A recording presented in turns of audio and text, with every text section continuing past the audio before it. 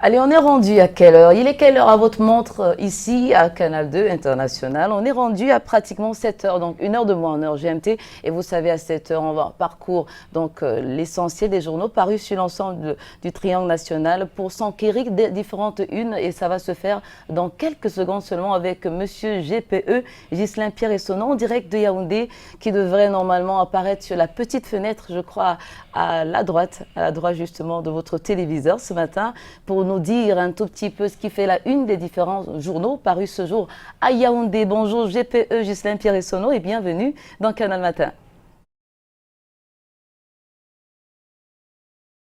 J'aime à dire que vous êtes tous les deux bien aimés à Yaoundé, c'est la capitale gabonaise. À Yaoundé, où je vous accueille comme de tradition, le cœur enflammé de joie, vous, mais également nos millions de téléspectateurs, ceux du Cameroun et du monde entier qui sont tous chargés fort d'informations. Bienvenue à cet exercice. C'est la revue de presse sur Canal Matin et donc sur Canal 2 International. En tout cas, c'est la première partie en direct de Yaoundé. Décision sans appel qui a d'ailleurs été prise ici même à Yaoundé hier. Décision sans appel donc du Conseil constitutionnel qui annule les élections dans 11 circonscriptions pour ce qui est de législatives dans le nord-ouest et le sud-ouest camerounais. Verdict qui est tombé hier lors d'une audience suite à un examen de requête dûment formulé par le SDF, le Social Democratic Front notamment, et bien dans la Mézam Nord, pour parler ainsi d'un des départements de la région de l'extrême nord. Et bien tout est à reprendre en attendant d'en savoir la date en termes de tenue des élections. Et bien voilà l'information qui est donc portée ce matin principalement par le quotidien camerounais à capitaux publics, Cameroun Tribune, livraison de ce mercredi. Si le quotidien Cameroun Tribune en fait la une principale, c'est pour bien montrer l'importance de cette décision qui a été prise par le Conseil constitutionnel. Et bien le jour du jour également reprend cette information en titre principal. 11 postes de députés qui ont été ainsi réouverts par le Conseil constitutionnel dans les deux régions dont on sait qu'elles sont en crise socio-politique depuis bientôt 3 ans maintenant, ou un peu plus d'ailleurs. Et voilà que on va repartir à la conquête des 11 sièges en termes de députés du côté du nord-ouest, mais également le sud-ouest camerounais. L'information est également reprise, je l'indiquais tout à l'heure, par le quotidien bleu, le jour du jour. C'est le journal d'Aman Mana. Dans la région de l'ouest, comme dans d'autres régions du Cameroun, eh bien, les exécutifs communaux sont connus depuis quelque temps. En tout cas, la dernière vague, c'était hier, mais c'était pas sans douleur. C'est ce qui fait d'ailleurs dire, vous le voyez en une principale à la Gazette du Noun, que il y a eu des cris et des bruits qui ont été ressentis ici et là, mais à la fin, des maires et adjoints ont été désignés dans la capitale gabounaise. Ce sera par exemple Jean-Marie Abouna pour ce qui est de Yaoundé premier, Yannick Aïssi à Yaoundé deuxième, Lucas Owona dans le 3e arrondissement, Gabriel Biina dans le 4e, Fidel Noël Bala dans le 5e, Yoki Onana dans le 6e arrondissement et Augustin Tamba pour ce qui est du 7e arrondissement de la cité capitale dans le 1er arrondissement de Kribi, pour parler ainsi de la cité balnéaire du Cameroun. Autre exemple qui est pris par la presse ce matin, Augustin Dio occupera le fauteuil de maire de la commune de Kribi premier, tandis que Étienne Tonga Mandou sera premier adjoint de cette circonscription, pour parler ainsi de la mairie de Kribi premier. Quelques résultats qui ne font cependant pas oublier au journal Le Point Hebdo, également en kiosque ce jour, que la région de l'Est, le soleil levant, a enregistré un score de participation on ne peut plus alarmant. Dans cette région-là, le fief qui était jusque-là un fief du RDPC, il le reste, sauf que ce fief n'a pas fait foule à l'occasion des consultations électorales du 9 février 2020. Elle a enregistré, pour parler ainsi de la région de l'Est, l'un des taux de participation les plus bas. Le journal accuse ainsi l'élite locale de peu d'encadrement de la base des fils et filles originaires du soleil levant. L'épervier, également en kiosque ce jour, constate pour ce qui est des communes de Yaoundé que seuls 3 maires sur 7 ont été reconduits, pour dire ainsi que la base a sanctionné les mauvais gestionnaires. Il y avait 7 maires qui étaient tous portés à retrouver leur fauteuil. Et bien, à l'arrivée, ce sont 3 qui ont été reconduits. Mais la une qui tue, c'est celle selon laquelle, et c'est la une principale de l'épervier, selon laquelle le maire de Sangme Lima est tombé finalement. André Nouel-Essienne n'occupera plus le poste donc de premier magistrat de la ville haute, c'est-à-dire Sangme Lima, la capitale du département du Dja et Lobo. Eh bien, Essienne est donc tombé. Il a dû capitulé lors du processus électoral, sentant probablement venir sa mort, ainsi que le décrit justement le quotidien L'Épervier, édition de ce jour. La République se situe déjà, c'est un journal camerounais également, se situe déjà dans l'après-élection des maires et pour le moment, place à la votation des super maires. Il y a eu justement des cas de simulation. À Bafoussam, pour prendre cet exemple-là, celui qui peut se frotter les mains pour bénéficier ainsi de l'héritage ô combien important d'Emmanuel Nzete. De ce côté-là, ce pourrait être encore cet homme, Roger Tafam, parti ainsi pour gérer la mairie de ville du côté de la capitale de la région de l'Ouest Cameroun. Venons-en à cette affaire dite affaire Macron, et pour laquelle Yaoundé a d'ailleurs déjà marqué sa surprise avec ce communiqué qui a été signé par le ministre d'État, secrétaire général des services de la présidence de la République, Ferdinand Ngongo. Surprise, telle est justement l'idée maîtresse qui a traversé ce communiqué, un communiqué qui faisait d'ailleurs suite à celui qui a été rendu public par le ministre René Emmanuel Sadi en charge de la communication. Vous le voyez en une principale du journal du comité central du RDPC, l'action édition de ce jour, eh bien, condamnation, indignation, voilà ce qui est marqué par les autorités du RDPC, le parti présidentiel, après justement ces attaques, ce qu'il est convenu ainsi d'appeler les attaques de ces Camerounais à propos de cette sortie du président Macron, le président justement de la République française, et justement un certain nombre de personnalités de ce parti politique en sont venus à qualifier d'allégations mensongères un certain nombre de faits qui ont été mis à disposition par un activiste d'origine camerounaise, certes, mais qui manifestement n'a pas eu la bonne information, lui qui a parlé ainsi de génocide qui se produit au Cameroun. Et voilà quelques-unes des informations qui sont proposées par l'action de ce matin à propos des réactions justement des dirigeants du comité central du RDPC, le Rassemblement démocratique du peuple camerounais. Et pour parler ainsi des allégations qui ont été formulées, il y va également de celles qui sont proposées au quotidien sur la place publique, ainsi à l'opinion publique nationale et internationale par des ONG. Human Rights Watch, pour parler ainsi de lui, a remis cela en parlant d'une vingtaine de morts. À propos des événements d'un garbu dans le nord-ouest camerounais, eh bien, c'est un autre rapport qui accable le Cameroun. Quant à repère, le journal de fait Richard Tounambe, tout aussi en queue que ce mercredi, eh bien, c'est déjà la déchirure entre Paris et Yaoundé. À la lecture de l'hebdomadaire repère, eh bien, il n'y a pas de va-t-en-guerre côté gouvernement de la République du Cameroun, mais une réaction à la fois ferme, mais également musclée. Regrettant ainsi que la France fasse hélas partie de ces pays qui abritent, citation, les promoteurs de la haine et de la violence. Et sur ce point-là, Macron se situe un peu à milieu de Nicolas Sarkozy qui lui demandait à un certain nombre d'Africains d'aller manifester, entre guillemets, chez eux. Le Popoli, c'est un journal satirique et camerounais. Il convoque d'ailleurs une caricature qui rentre un peu dans les dessous de l'attitude du président Macron de France. Il en est ainsi, dit-il, du retrait de la gestion du terminal à conteneurs du port autonome de Douala au groupe français Bolloré. Eh bien, voilà quelques-uns des faits qui sont à mentionner par le journal pour expliquer ce pourquoi le président Macron en serait donc venu à se positionner comme il l'a fait il y a quelques jours ainsi. La parole de Macron sonne ainsi comme des représailles à la suite justement de ce qu'il est convenu d'appeler l'éviction de la France s'agissant d'un certain nombre de marchés et de l'ouverture du Cameroun par rapport à la gestion de ses affaires de souveraineté, ouverture du Cameroun sur le monde. La France, quel que soit le pays d'ailleurs, ne saurait considérer le Cameroun comme étant une chasse gardée. Je cite ainsi le président camerounais. Au quotidien Mutation, le journal de Gab, Georges Alain Boyomo. Attention, il s'agit bien de Paul Biya du Cameroun, le lion de Mvomeka qui a vu défiler plusieurs coqs devant lui depuis 1982 pour parler ainsi des chefs d'État français que le président Biya a vu passer. Et Dieu seul sait qu'à chaque fois, chacun d'entre eux a essayé un diktat par des manœuvres royalement évitées par le président camerounais Paul Biya. D'ailleurs, Tribune d'Afrique, édition de ce jour, revient sur le communiqué qui a donc été signé par le secrétaire général des services de la présidence de la République. Il convient de dire avec le journal que ce communiqué constitue ni plus ni moins qu'un recadrage ferme de Yaoundé sur la nature de la coopération entre la France et le Cameroun, deux pays aux liens d'amitié historique, sauf qu'une partie semble sortir du du carcan diplomatique, on ne peut plus acceptable. Cette partie-là, c'est la France qui fâche et c'est ce écrit justement Tribune d'Afrique, édition de ce jour. L'éditorial de Faustin Ndjikam qui a été commis à cet effet estime qu'il a manqué d'élégance diplomatique, manque donc d'élégance diplomatique de la part de Paris. Le spectacle offert par Calibro est, selon l'éditorial de Faustin Ndjikam, une occasion définitive de savoir que la France et les Français n'ont aucun respect pour les Africains, encore moins pour leurs dirigeants. Extrait donc de l'éditorial de Faustin Ndjikam dans son journal édition de ce jour. Diapason de François Mboké, tout aussi en kiosque ce matin, est cependant peu optimiste sur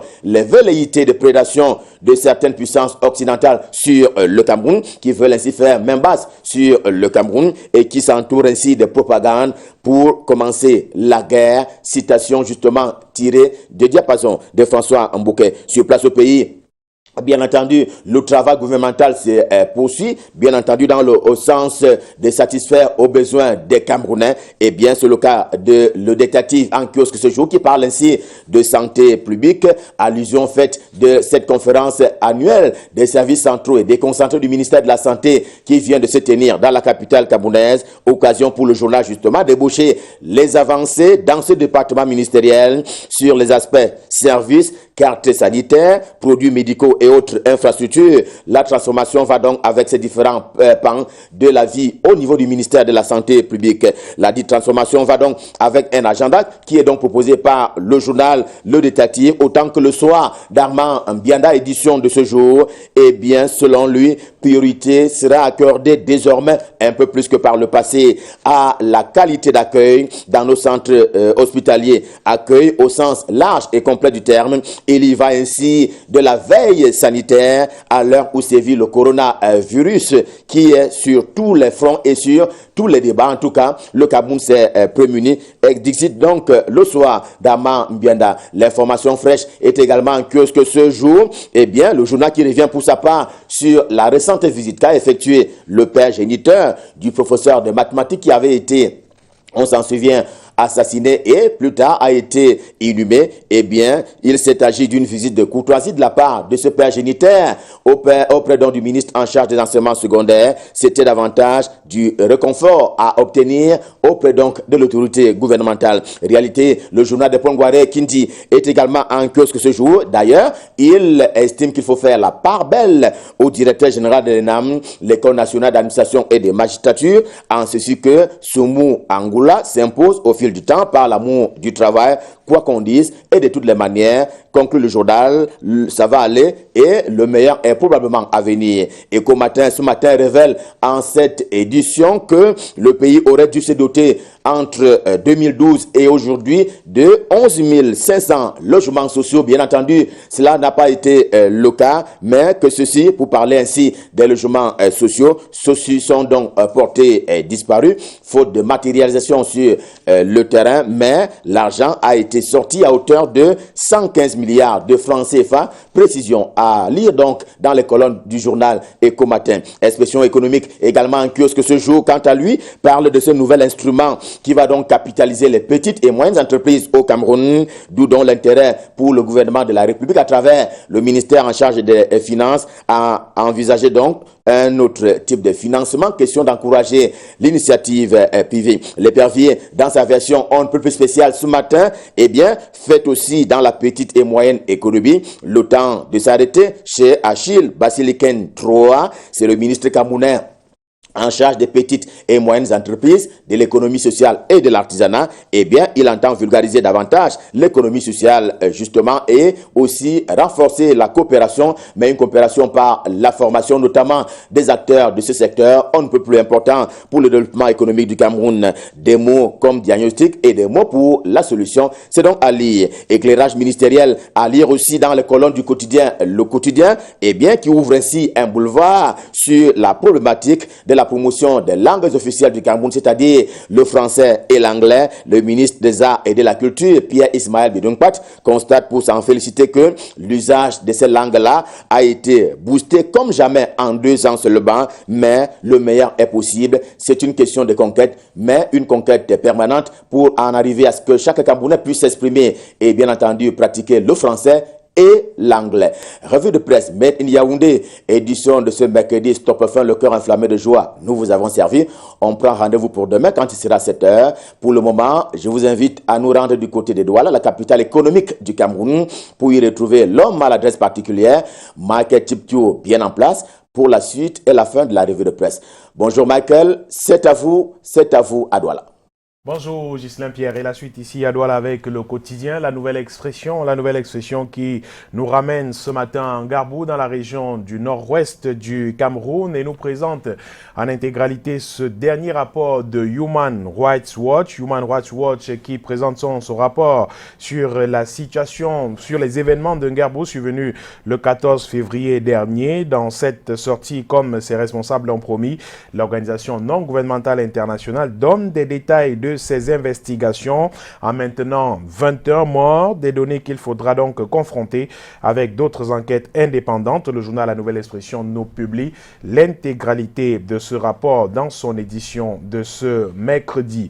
Le journal nous parle également de l'élection des maires au Cameroun et des grincements de dents observé dans des communes dirigées par le RDPC. Le point de ces élections des exécutifs municipaux dans plusieurs mairies tenues par le parti au pouvoir avec son lot de contestations, de grincements de dents et de surprises. De nord au sud, de l'est à l'ouest, des militants de base sont mécontents, parfois par des personnes imposées par le comité central du parti. Le journal nous fait une revue de ces points, justement, de ces communes où des populations disent leur mécontentement. C'est allé en page 4 du quotidien La Nouvelle Expression en kiosque aujourd'hui. Et le journal nous présente également aujourd'hui les enjeux de l'élection des maires, ce qu'on appelle les super-maires, des maires des villes, au moment où le Cameroun va vivre pour la première fois l'expérience des maires élus dans les 14 villes dirigées jusque-là par les délégués du gouvernement nommés. Un expert décrypte le nouvel environnement de la décentralisation pour voir ce qui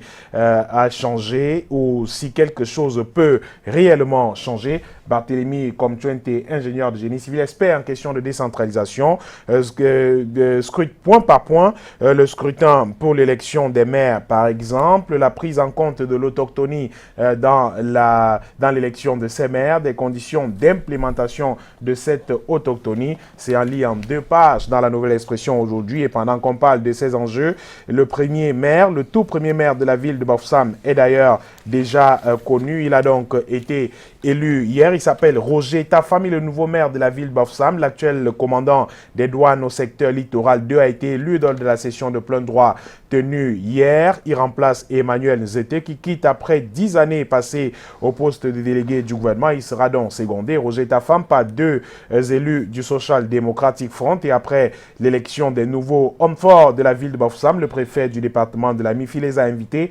à taire leurs égos et travailler non seulement pour le développement de la ville, mais surtout de faire mieux qu'Emmanuel Nzete, dont le nom, dit-il, rentre en lettres d'or dans l'histoire de la ville de Bafoussam, écrit le journal La Nouvelle Expression qui nous parle aussi de l'annulation partielle des élections dans certaines localités des régions du nord-ouest et du sud-ouest du Cameroun. La décision a été rendue hier par le Conseil constitutionnel.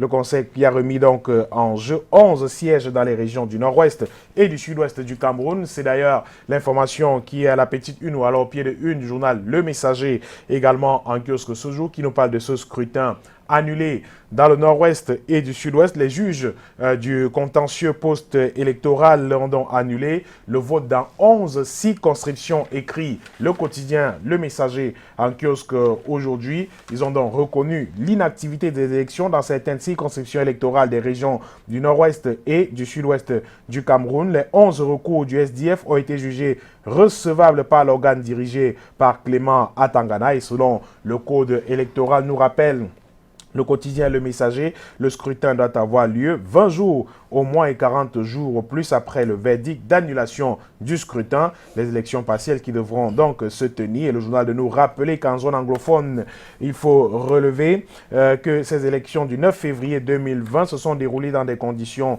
sécuritaires extrêmement sensibles. Et d'ailleurs, le gouvernement redoutait justement qu'il y ait un boycott massif. Et pour assurer la sécurité des électeurs, les pouvoirs publics avaient déployé plus de 700 soldats dans les deux régions du nord-ouest et du sud-ouest, mais des populations visiblement craignant les exactions des séparatistes qui proféraient des menaces sont restées chez elles, ne sont pas allées au scrutin. Voilà donc que ces élections doivent être reprises de façon partielle dans le nord-ouest et du sud-ouest. Et la grande une du quotidien Le Messager, vous le voyez, nous parle encore des élections des maires, cette fois-ci à Saint-Mélima, malgré le viol exercé sur les directives qu'il a signées mais qu'il a refusé de faire appliquer sur le chaudron des élections de l'exécutif communal de Saint-Mélima. Le ministre de la décentralisation échoue donc avec fracas, écrit le quotidien Le Messager, à l'épreuve du feu de 25 conseillers municipaux dressés, effarouchés et désabusé. Il n'a donc pas pu venir à l'aide d'André Noël Essiane, qui est donc tombé. Il était jusque-là maire de la commune de Saint-Mélima, écrit le journal Le Messager. L'Œil du Sahel nous propose une lettre ce jour, une lettre en guise de réponse à l'ancien ministre de la décentralisation, ancien secrétaire général de la présidence de la République, Marafa Hamidou Yahya, qui au courant de la semaine, en début de cette semaine, c'était donc lundi précisément, faisait parvenir une lettre aux élus, aux nouveaux élus effectivement, et la réponse de Jacques Famdongo, secrétaire national à la communication du comité central du RDPC, ce jour à l'endroit de Marafa Hamidou Yahya. Jacques Famdongo parle justement des élucubrations du ministre Marafa Hamidou Yahya, de l'ancien ministre Marafa Hamidou Yahya, qui parle justement de la légitimité et de la non-légitimité ou alors de l'illégitimité justement de ces nouveaux élus. Le ministre Marafa Hamidou Yahya qui magnifie les boycotts et tentatives de perturbation des élections législatives et municipales, valorise donc, et c'est son droit, la remise en cause de l'ordre républicain puisqu'il récuse la passivité et postule que l'élan de protestation est un déni actif de la légitimité des élections. Et Marafa et Jacques Famdongo de se poser la question: comment peut-il donner des conseils aux élus qu'il estime être illégitimes effectivement? Le ministre décrypte donc point par point des questions liées à l'administration. Par exemple, l'administration où le ministre Marafa Hamidou Yahya demande aux élus justement de combattre l'instrumentalisation de la justice qui prononce des condamnations politiques. C'est faux, écrit le ministre Jacques Famdongo. La séparation des pouvoirs institutionnels est effective au Cameroun, conformément aux règles en vigueur dans toute démocratie avancée. Et sur le point qui concerne l'économie et les infrastructures, le ministre Marafa estime que le taux de croissance de 3 à 4% de notre PIB que vante notre gouvernement ne veut rien dire, car notre croissance n'est pas inclusive et échoue à créer de l'emploi et à développer notre capital humain. C'est également faux, répond donc Jacques Famdongo. Plusieurs pays développés ont un taux de croissance qui oscille entre 1 et 2%, et l'on ne peut pas affirmer que ces économies soient sinistrées ou inclusives. Des points également sur la justice et la solidarité nationale, sur la diplomatie. Et justement, pour conclure, Jacques Famdongo parle des élucubrations du ministre d'État Marafa Hamidou Yahya, qui fut, sous le président de la République, secrétaire général de la présidence, ministre d'État, secrétaire et bien d'autres, lui qui a occupé plusieurs postes au sein de l'administration camerounaise, soit près de 2 décennies de cheminement fidèle avec le président de la République, président, chef des armées, président national du RDPC pendant toute cette période, relève Jacques Famdongo. Les Camerounais ne se souviennent pas qu'il ait une seule fois stigmatisé, ce qu'il exècre aujourd'hui, qui a parlé de sincérité et de vérité donc. Avait-il eu l'honnêteté de démissionner de ses fonctions gouvernementales comme le firent 2 ou 3 de ses collègues? Question de conscience et de vérité, question justement posée à la fin de cette tribune en guise de réponse de Jacques Famdongo à Marafa Hamidou Yahya, l'ancien ministre de l'administration territoriale. Et l'Œil du Sahel nous présente également la nouvelle carte communale dans les régions du septentrion du Cameroun. Les nouveaux maires de l'Adamawa par exemple qui sont désormais connus. Le journal relève des faits de curiosité qui ont été observés lors de l'élection de ces maires dans la région de l'Adamawa. Et on termine avec Aurore Plus. Aurore Plus, ce sera donc l'avant-dernier journal de cette revue de presse qui nous parle du Parlement camerounais et de cette incertitude qui planerait sur Kava Yege Djibril et Marcel Nyat Difendi. Tous les deux sont donc malades, écrit le journal. Le premier cité est actuellement évacué en France. Il s'agit bien de Kava Yege Djibril. le grand absent de la rentrée, son collègue de la Chambre haute, lui aussi, reste dans un état de santé préoccupant, ce qui fait dire à Michel Michaud-Moussala que les deux hommes pourraient ne pas être reconduits, l'un au perchoir de l'Assemblée nationale et l'autre au Sénat, effectivement. Le journal évoque justement leurs états de service et des années de travail au sein du gouvernement pour justifier le fait justement que les deux hommes semblent grandement fatigués, qui doivent désormais passer la main. Et un autre journal en kiosque aujourd'hui pour terminer justement, Forum Libre croit déjà avoir trouvé le successeur de Kavaye Djibril à la tête de l'Assemblée nationale du Cameroun. Il s'appelle donc Théophile Baoro. Sera-t-il le futur président de l'Assemblée nationale? La région de l'Adamawa pense que son tour d'occuper le perchoir est enfin arrivé au cœur des raisons de progression de l'opposition dans cette partie du Grand Nord du Cameroun. L'Union nationale pour la démocratie et le progrès, justement, qui a fait une grande percée dans cette partie du pays. Des chiffres également du RDPC dans la région de l'Adamawa qui pourraient donc propulser l'homme au perchoir de l'Assemblée nationale, écrit le journal Forum Libre en kiosque ce mercredi. Merci beaucoup, Michael Tipi, on va le dire. Si lundi, on parlait d'environ 150 nouveaux cas de décès, aujourd'hui, on va dire de lundi à aujourd'hui, il n'y a pas eu de nouveaux cas enregistrés relativement donc, à cette épidémie de pneumonie virale, j'espère que c'est comme ça, et même de pneumonie virale. Parlons de coronavirus. Oui, c'est pas 100, c'est bien plus que 100 clair. Pour être dans les chiffres exacts. Bon, après, ça préoccupe davantage, et on parlait même ce matin de l'Italie, premier pays européen le plus touché, l'un des trois en tout cas dans le monde, et d'aucuns pensent que c'est l'affaire des autres.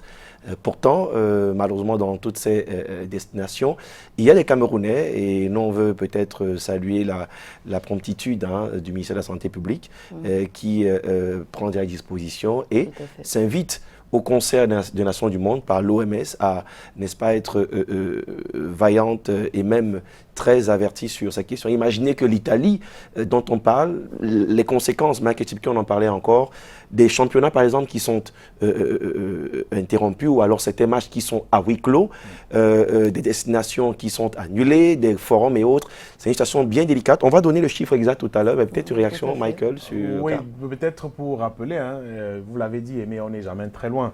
Vous vous souvenez qu'il y a eu une alerte qui a circulé également dans les réseaux sociaux faisant état de ce qu'à Baganté, on en avait trouvé des Chinois qui travaillent dans un chantier de la ville qui souffraient qui étaient porteurs du virus de coronavirus, mais les responsables de la santé de la région de l'Ouest du Cameroun ont tenu à rassurer toutes les populations de la région de l'Ouest qui n'en étaient absolument rien. D'ailleurs, on a vu un sujet diffusé sur nos antennes en présence justement de ceux qu'on estimait être malades avec des responsables de la santé de la région de l'Ouest Cameroun qui ont tout fait. Et le ministre d'ailleurs de la santé publique a fait également une sortie sur la question pour dire qu'il n'était absolument rien, ni Baganté, ni l'hôpital à Kintini.